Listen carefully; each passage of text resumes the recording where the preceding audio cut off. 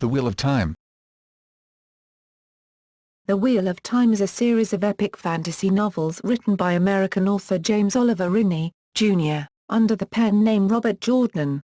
Originally planned as a 6-book series, The Wheel of Time now spans 14 volumes, in addition to a prequel novel and a companion book. Jordan began writing the first volume, The Eye of the World, in 1984 and it was published in January 1990. The author died in 2007 while working on what was planned to be the final volume in the series, although he had prepared extensive notes so another author could complete the book according to his wishes.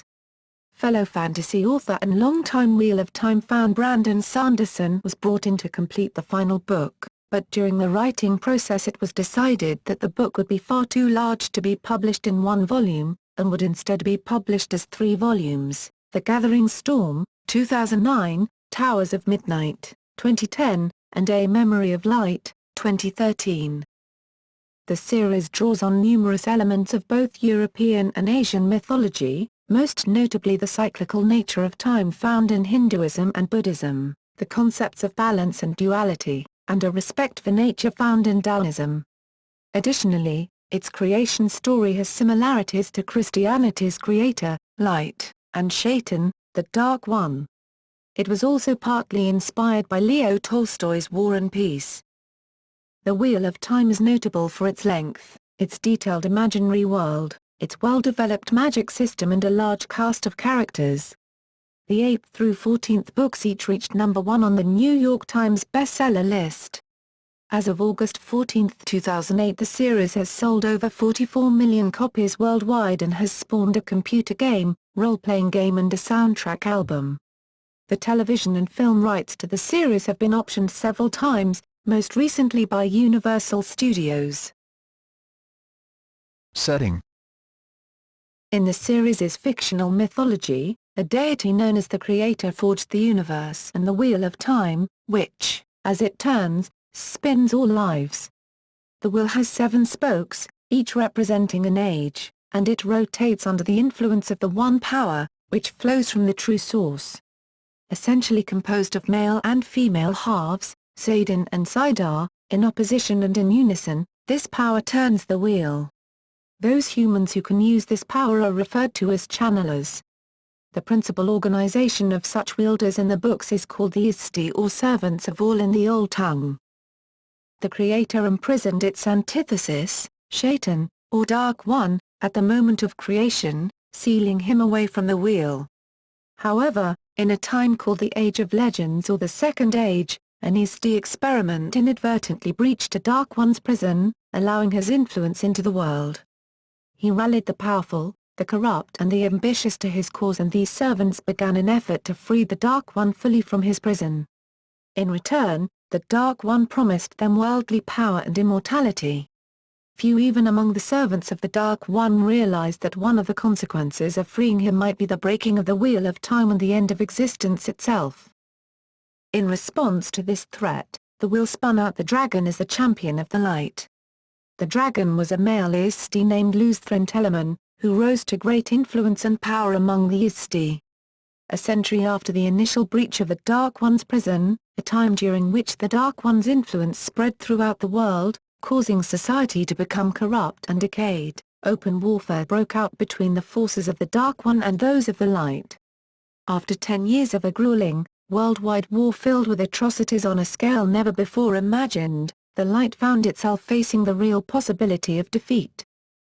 In desperation, Luzthran led a hand-picked force of channelers and soldiers in a high-risk, daring assault on the site of the earthly link to the Dark One's prison, and was able to seal it off, although imperfectly. However, at this moment of victory the Dark One tainted Saidin, driving male channelers of the One Power insane. The male channelers, in the time of madness, devastated the world with the One Power, unleashing earthquakes and tidal waves that reshaped the planet, referred to in subsequent ages as the breaking of the world. In his insanity, Luzthran himself killed his friends, his family and anyone in any way related to him, and was known afterwards as Luzthran Kinslayer. Given a moment of sanity by Ishmael, chief among the Dark One's servants, Luzthran realized what he had done. In his grief, he committed suicide by drawing on far more of the One Power than even he could handle unaided. Over time, the remaining male Isti were killed or cut off from the One Power. In their wake, they had left a devastated world, the land and the oceans reshaped, people scattered from their native lands, civilization itself all but destroyed. Only women were now able to wield the One Power safely. The female Isti reconstituted and guided humanity out of this dark time. Men who could channel eventually became objects of fear and horror, as they would inevitably go insane unless stopped, and even the dragon became a loathed figure. Among the Isti there were women whose sole function was to hunt such men down and cut them off from accessing the One Power. What followed was 3,500 years of history that was marked by a series of rises then inevitable declines in civilization, a time of troubles and chaos that stood in marked contrast to the now mythical Age of Legends. Nations and civilization itself fell, rose, and fell again. Occasional periods of uneasy peace were punctuated by warfare. There were two major conflicts that were of particular importance, in terms of their effect on civilization as a whole. The first were the Prologue Wars, in which servants of the Dark One tried to destroy civilization once more, in a more or less continuous war that lasted for several hundred years.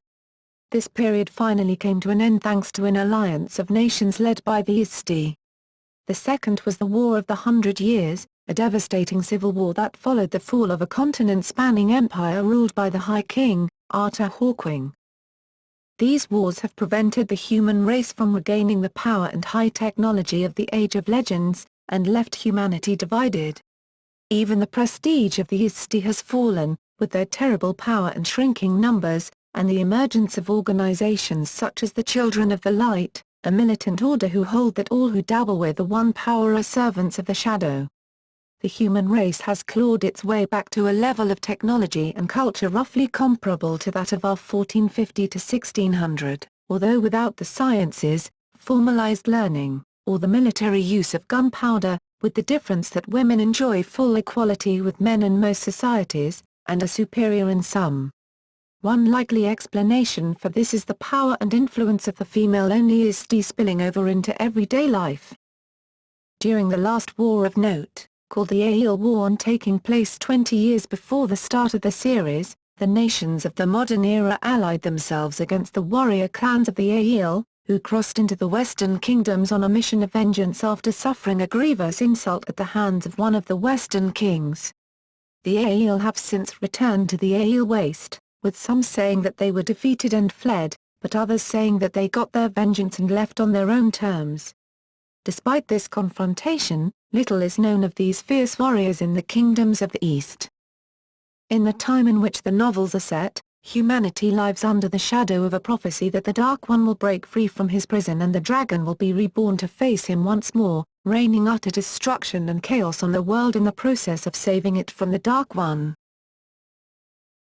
Plot summary. The prequel novel New Spring takes place during the Aeil War and chronicles the end of the conflict and the discovery by the Isti that one of the prophecies of the dragon has been fulfilled, that the dragon has been reborn. Isti agents, including a young Moiraine Damodred, are dispatched to try to find the newborn child before servants of the Shadow can do the same. The series proper commences almost 20 years later in the Two Rivers, a near-forgotten backwater district of the country of Andor. An Isti, Moiraine, and her ward Elan, arrive mysteriously in the village of Emansfield, secretly aware that servants of the Dark One are searching for one particular young man living in the area. Moiraine is unable to determine which of three youths, Ran Aelith, Matrim Cawthon or Perenabara, is the dragon reborn, so she takes all three of them out of the Two Rivers, along with their friend Ignaliver. 9 of Almiara, the unusually young village wisdom, a healer or wise woman figure, later meets up with them at the town of Belon. A mysterious old gleeman named Don Marilyn also travels with the group, claiming he wants to travel in safety when leaving the Two Rivers. The first novel depicts their flight from various agents of the Shadow and their attempts to escape to the Isti city of Tar Valon. From then on, the story expands and the original characters are frequently split into different groups and pursue different missions or agendas aimed at furthering the cause of the Dragon Reborn, sometimes thousands of miles apart. The original group of characters from the two rivers make new allies, gain experience and become figures of some influence and authority. As they struggle to unite the Western kingdoms against the Dark One's forces, their task is complicated by rulers of the nations who refuse to give up their authority and by factions such as the Children of the Light, who do not believe in the prophecies, and the Seanchan, the descendants of a long-lost colony of Ata Hawkwing's empire across the Western Ocean. Hawkwing had once united the mainland continent under his rule, and sent his son across the ocean to unite those lands as well, who have returned, believing it is their destiny to conquer the world. The Isti also become divided on how to deal with the Dragon Reborn, a schism influenced by personal ambition and agendas from various influential Isti. As the story expands, new characters representing different factions are introduced. Although this expansion of the narrative allows the sheer scale of the growing struggle to be effectively depicted, it has been criticized for slowing the pace of the novels and sometimes reducing the appearances of the original cast to extended cameos. By the 11th novel, it has become clear that Tarmangadan, or the Last Battle, caused when the Dark One is able to exert its influence directly on the world once more, is imminent. Tarmangadan. Tarmangadan is both feared and anticipated in the lands of the Wheel. Deriving its name from the final battlefield of Armageddon, Harmagedon, in Christian eschatology, Tarmangadan will be the apocalyptic, some say final, battle between the forces of the shadow and the forces of light. If the Dark One wins, he plans to break the Wheel of Time itself to prevent another challenge. Even though the Dragon Reborn might prevail and thwart the Dark One, many fear that the last battle and its aftermath will be as bad as the breaking, if not worse. As the series winds toward its conclusion, signs begin to point to the nearness of this final struggle. Within the storyline, there are characters who believe that the death of Rand before Tarmangadan would prevent it from happening and therefore plot his premature death. Others just believe his mere presence would ensure their victory and therefore wish to capture him and keep him safe until the time comes. Before his death, Pedron Nile speculated that the Creator had abandoned humanity to its own devices, and that the last battle would be between armies and not include a non-existent, to his thinking, Dragon Reborn. In fact, he did not even believe Rand could channel. One member of the Black Ajah had her mind warped to believe that the Dragon Reborn must make it to Tarmangadan in order for the Dark One to defeat him, and thus she has pledged to protect Rand Aerlith from anyone who tries to take his life. Events and portents that are believed to lead to the last battle take place in Knife of Dreams and the Gathering Storm. The last battle takes place in A Memory of Light. Special powers. The magic system in the Wheel of Time series is considered by some to be very well developed. Some men and women are able to use something known as the One Power. Using the One Power is called channeling. The One Power is split into two sections, Saidin and Saidar. Men channel Saidin, and women channel Saidar. Not all people can channel. Specific flows of Saidin or Saidar are called weaves. Both Saidin and Saidar are further divided into the 5 powers: earth, water, air, fire, and spirit. Each weave uses at least one of these 5, the most complex using all of them. Women can join together and form circles, but without a man, which only a woman can bring into it. The circle is restricted to 13 members, with one person maintaining control by directing the weaves. With a man, the circle can go beyond 13, up to a limit of 72 channelers, which, at a minimum, must include 6 men. The strongest circles try for a nearly equal balance between genders, though there must always be at least one more woman present than there are men in the circle. In the Age of Legends, approximately 3,000 years before the first book takes place, men and women use the One Power together, as the two genders together produce the greatest works. Since that time, strength in the power has generally lessened, and the knowledge lost since the Age of Legends ended with the breaking of the world has not been recovered.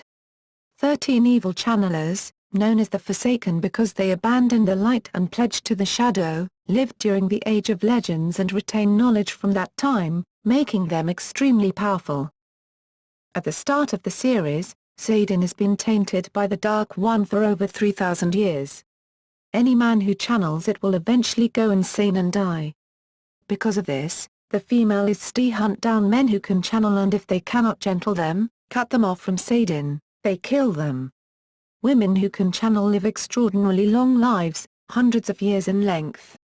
Men would live this long, but the Dark One's taint on Satan inevitably causes them to die. Many objects exist which can use the one power, called terangriel, as well as objects which can magnify one's strength in the power, known as angriel or seangriel. There also exists a power of evil, dubbed the true power. The tapping of this power caused the bore into the Dark One's sanctum in the first place. Some higher levels of authority in the shadow have been granted access to this power by Satan, and explain its use less as graceful, and more as ripping through the seams of fate and time itself, to force one's will on nature. Books in the series. All page totals given are for the most widely available mass-market paperback editions. There is also a prequel novella, New Spring and the Legends anthology edited by Robert Silverberg. Jordan expanded this into the standalone novel New Spring that was published in January 2004. Prior to his death, Jordan planned another 2 prequel novels and up to 3 outrigger novels taking place during or after the main series. He had only minimal notes prepared for these, and after the release of A Memory of Light it was ruled out that Brandon Sanderson or any other author will expand them into full novels. In 2002 the first book, The Eye of the World, was repackaged as 2 volumes with new illustrations for younger readers, From the Two Rivers, including an extra chapter, Ravens, before the existing prologue, and To the Blight with an expanded glossary. In 2004 the same was done with The Great Hunt, with the 2 parts being The Hunt Begins and New Threads in the Pattern. Prologue ebooks. On several occasions, chapters from various books in the series were released several months in advance of publication. These were released in ebook format as promotional tools for the then upcoming release. To date, the Prologue ebook releases have included Snow, the Prologue to Winter's Heart, September 2000, Glimmers, the Prologue to Crossroads of Twilight, July 17, 2002, Embers Falling on Dry Grass, the Prologue to Knife of Dreams, July 22, 2005, What the Storm Means, the Prologue to The Gathering Storm, September 17, 2009. Chapter 1 of The Gathering Storm, Tears from Steel, was released on Friday, September 4, 2009 on Tor.com for free. Chapter 2 of The Gathering Storm, The Nature of Pain, was released in audio form on Thursday, September 24, 2009 on Tor.com for free. Chapter 1 of The Gathering Storm, Tears from Steel, was released on Friday, September 4, 2009 on Tor.com for free. Chapter 2 of The Gathering Storm, The Nature of Pain, was released in audio form on Thursday, September 24, 2009 on Tor.com for free. Distinctions, The Prologue to Towers of Midnight, Tuesday, September 21, 2010. Chapter 1 of Towers of Midnight, Apple's First, was released on Friday, October 1, 2010 on Tor.com for free. Chapter 2 of Towers of Midnight, Questions of Leadership was released in audio form on Tuesday, October 19, 2010 on Tor for free. Chapter 8 of Towers of Midnight, The Seven-Striped Lass, on September 16, 2010. Chapter 8, The Seven-Striped Lass, was revealed as part of the Great Hunt scavenger hunt set up by Brandon on his website beginning August 30, 2010 in relation to his new book The Way of Kings. Chapter 1 of Towers of Midnight, Apple's First, was released on Friday, October 1, 2010 on Tor.com for free. Chapter 2 of Towers of Midnight, Questions of Leadership was released in audio form on Tuesday, October 19, 2010 on Tor for free. Chapter 8 of Towers of Midnight, The Seven-Striped Lass, on September 16, 2010. Chapter 8, The Seven-Striped Lass, was revealed as part of the Great Hunt scavenger hunt set up by Brandon on his website beginning August 30, 2010 in relation to his new book The Way of Kings, By Grace and Banners Fallen, the Prologue to A Memory of Light, Wednesday, September 19, 2012. A segment of Chapter 1 of A Memory of Light was released in mid-2012 on DragonMoan.com for free. A segment of Chapter 11 of A Memory of Light was similarly released publicly in mid-2012 on DragonMoan.com. A segment of Chapter 1 of A Memory of Light was released in mid-2012 on DragonMoan.com for free. A segment of Chapter 11 of A Memory of Light was similarly released publicly in mid-2012 on DragonMoan.com. Companion publications. There is a companion book to the series, entitled The World of Robert Jordan's The Wheel of Time and published by Tor Books in November 1997, which contains much hitherto unrevealed background information about the series, including the first maps of the entire world and Ascension home continent. The book was co-written with Teresa Patterson. Jordan ruled the book broadly canonical, but stated that the book was written from the perspective of a historian within the Wheel of Time universe, and was prone to errors of bias and guesswork. Jordan also wrote a short story, The Strike at Sheol, which predates the main series by several thousand years. It was made available on the Internet and was later published in The World of Robert Jordan's The Wheel of Time. Deleted portions for a specific character from Memory of Light will be published as a short story under the title River of Souls in Unfettered, New Tales by Masters of Fantasy in spring 2013. Brandon Sanderson stated on Twitter that Harriet McDougall, Jordan's wife and editor, is creating a comprehensive Wheel of Time encyclopedia, to be published after A Memory of Light. Development. Writing and conception. In the early 1980s, Robert Jordan wrote several Conan the Barbarian novels for Tor Books, including a novelization of the movie Conan the Destroyer. These proved successful, and in 1984 he proposed an idea for an epic fantasy series of 3 books to Tom Doherty, the head of Tor Books. Doherty approved the idea. However, knowing that Jordan had a tendency to go long, put Jordan on contract for 6 books just in case. Jordan began writing the novel that became The Eye of the World. The novel proved extremely difficult to write, and characters and storylines changed considerably during the writing process. The series was originally centered on an older man who discovered relatively late in life that he was the chosen one who had to save the world. However, Jordan deliberately decided to move closer to the tone and style of J.R.R. Tolkien's The Fellowship of the Ring and made the characters younger and less experienced. Once this decision had been made, writing proceeded much more easily, and Jordan completed the second volume, The Great Hunt, at roughly the same time the first book was published. Tom Doherty enjoyed The Eye of the World so much that he declared it would be the biggest fantasy series since Tolkien, and took the unprecedented steps of sending free review copies to every bookstore in the United States to generate interest. The combined hardcover and trade paperback run of the novel sold out of its initial 40,000-strong print run. Sales then doubled with the publication of the second novel just 8 months later, generating more interest in the first book. Jordan wrote full-time at breakneck speed for the next several years until he completed the 7th volume, A Crown of Swords, at which point he slowed down, delivering a book every 2 years.